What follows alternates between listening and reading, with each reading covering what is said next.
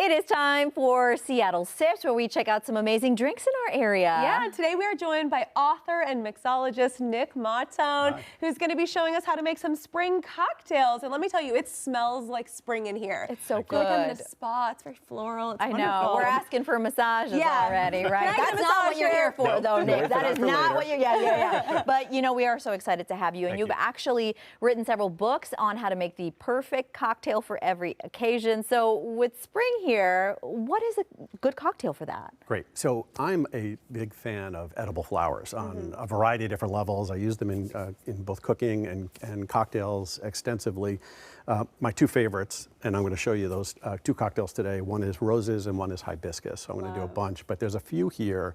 Lavender petals, hibiscus, jasmine, rose petals, rose buds, edible orchids. Put that in your salad. Ooh. And one of my new favorites, butterfly pea flowers, which when you make a drink with it, turns it a vibrant, awesome blue. It's the only natural blue color. Fun for that. Yeah. We're not going to use that today. Okay. But we I can am- play with it later. You can play with it later. Yeah. You can play with it. I'll leave you some. So what are we making today? All right, so we're going to make you two mocktails. Now, this is my entertaining tip, right? I make a pitcher of a mocktail and allow the guests who do want to drink to be able to pour a little alcohol into their beverage when they're ready to go. So I'm going to make you two mocktails. We'll go from there, and I'll talk about how to do it that way. That's great. And for me, it's all about making a pitcher, right? I don't want to be the bartender all night. I want to have fun with my guests. So I make a batch of cocktails, have it ready to go, and then we're ready to party. Let's Yeah. put it that way. Excellent. Okay. Let's do it. So this first cocktail is called Island Rose. And what I'm going to do is put a few rose buds in here. This is going to make it extraordinarily fragrant. Beautiful. I'm going to put a couple of drops of orange flower water. Oops, sorry, rose water. You almost made up a new Almost made cocktail. a pro mistake. So where do you buy these dry flowers, or even the edible flowers that we see here? You can buy them online. Orchids and nasturtiums you can get in a great grocery store, even Whole Foods and Met Market and places like that here carry a lot of that stuff. So it's easy to find. The dried ones I got online, they were completely easy to get. So let me just tell you what I've got here. Yeah. First was blood orange juice. I happen to love blood orange because it's a little bit more tart. It's more like lime juice. It's kind of sweet, but it's more tart and still has that fragrance of orange. Then I put a homemade grenadine. This is plum nectar, which again, I bought in the local grocery store. It's not hard to find. How do you make homemade grenadine? So it's a mix of, you could take grenadine juice or grenadine syrup with water, sugar, and I put some other spices in it, like star anise, some fresh lemon. You just heat it up enough to dissolve the sugar, or so it's equal parts of liquid and sugar, plus the spices that you like, and you're done. As soon as the sugar dissolves, it's ready to go. And then once you make it once, flavor it from there, and you can make it any way you like. That's so cool. Wonderful. And here we have? Coconut milk. Ooh. Now, It'll be creamy. Yeah. So this is, it winds up, you might feel like it becomes a heavy drink, if you will, but it's not. What actually happens, excuse me one second. Sure.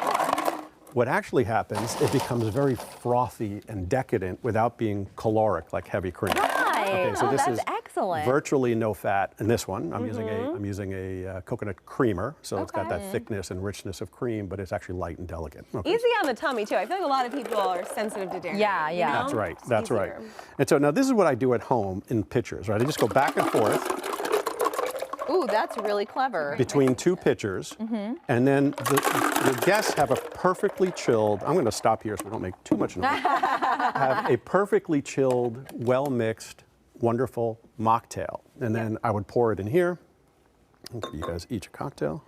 I have to say, whenever I've been to a house party and a guest makes this custom cocktail at the beginning, I think they really have their life together. They're so grown up. I've only thrown one or two parties in my life, like as an adult, like a birthday party, and tried to make a drink, but I did not have it that together. So I'm very impressed by this. And what are you putting on the top? So these are rose buds.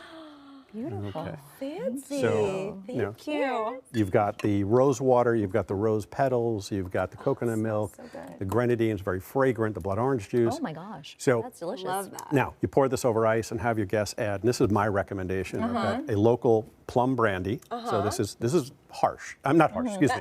This is strong. It's not a mild brandy, but it tastes like plum, and a plum wine. And I put a dash of each into the drink, and now you have an alcoholic cocktail. So right now you're drinking the mocktail, someone else will be drinking a cocktail, and everyone can have it their way at their strength, as a matter of fact. I could see this being really good with like sparkling water in it too, or something a little bubbly in there. Ooh, that's not me inventing cocktails. That's your job. What's the next one we're making? Okay, so the next one is we're going to switch spots, right? We're going to switch spots if you don't mind. Yes. Okay, so this is a funny story. This is called falling up the stairs. When I love that which I've done. That was me in high school. Moved here a few years ago. We bought a house on Mercer Island, and we became friends with the previous owners. And when they finally moved into their new home, this is the cocktail I brought to them. It was under a different name.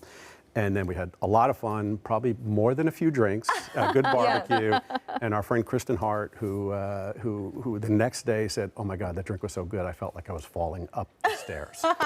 And so for Kristen Hart, this is her drink. Okay. Perfect. So we're going to start with similar process. I'm going to put everything in the batch. This is simple syrup, basically just a basic sugar and water mixture. Lime juice. Add a little acidity there. I do love lime juice. You got to have the lime juice in. Okay. Now, normally I would take the hibiscus petals or the lavender petals. I'm sorry, both hibiscus and lavender. Put it in here with some hot water, and you'd make a tea. But since we're on TV, it's not going to work out that way. So I put some sachets, and you're able to drop it in, put the hot water, let it steep for 5 minutes, and then do everything else I'm doing, and you'll have a perfect cocktail. But for the purpose of this and timing, I made some hibiscus lavender tea. We'll put that in. Beautiful. Neat. And so you see the color. Now, with this one, we're going to use the orange flower water. Okay. Right, because we want to pump up the floral notes of the lavender and the hibiscus. And same thing, we're going to put the ice in the other pitcher. Excellent. And I've definitely made the mistake of trying to be too fancy at a dinner party, and I end up being the bartender all night. So this is just genius. I really love that. Planning ahead. All right, so once again, we'll just pour it back and forth. This is the mocktail version. I'll just give it a couple. Now I would do this 5, 6, 7, 8, 10 times. Oh, okay. Do it, be generous with pouring it back and forth, because you actually want the drink to get cold for one, but you actually want that water to dilute and balance it, makes it homogenizes all the flavors. It makes it really, really special. I love the smell of that. All right, let's try this out. This is just so beautiful and a really great way to look like you have it all together. Whether you do or you don't, no judgment here. I mean, how exciting is it when, even if you're at a restaurant, you order a drink and an edible flower or a little petal or something is in there, you're like, oh, we are fancy Very here. thoughtful. Yes, absolutely. And this is just reminding me of the sunny, beautiful days that we had this weekend, and more ahead, of course. So really perfect if you're like eating al fresco or something like that. Okay, so once again, this is the mocktail. And because I just got these in, they're so beautiful. You need an edible orchid. Makes you feel like you're in Hawaii. Thank you so much. I love feeling that way. If you want to do the cocktail version, this is what I like.